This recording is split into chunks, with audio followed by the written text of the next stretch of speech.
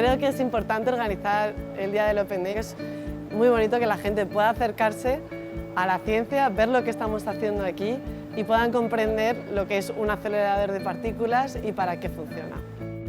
Jo valoro molt que la gent tingui interès i tingui curiositat i vingui i ens pregunti què fem i que ho vulgui entendre, i llavors això és una de les coses que més m'agrada.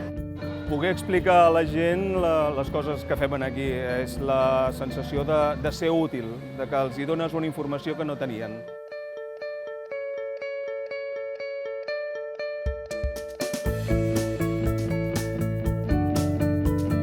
He decidido participar como voluntario para poder colaborar y acercar la ciencia al resto de personas. Doncs és molt important que la gent que viu al voltant nostre conegui aquesta instal·lació i que sigui conscient del treball que estem fent aquí.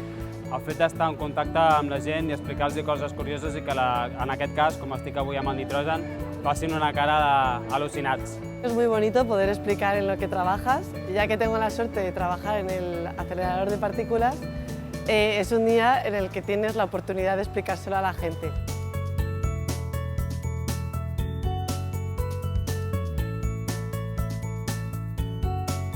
Lo que más sorprende a los asistentes es cuando cruzan la puerta y llegan a la pasarela y ven lo grande que es la instalación. Lo més guapo és veure la cara i la reacció de la gent quan els expliquem el que estem fent aquí. Sempre ens pregunten pel paper de plata. És el que més li crida a la gent l'atenció. La gente le parece curioso, por ejemplo, la campana que tenemos en la puerta principal y las losas del túnel.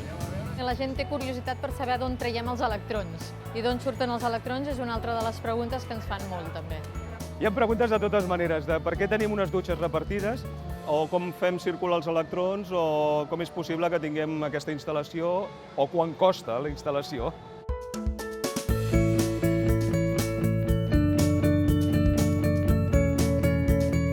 Yo creo que hay que organizar el Open Day porque es una manera de que la gente sepa lo que es un sincrotró. En aquest país la divulgació científica és molt escueta i s'ha d'ampliar aquest coneixement.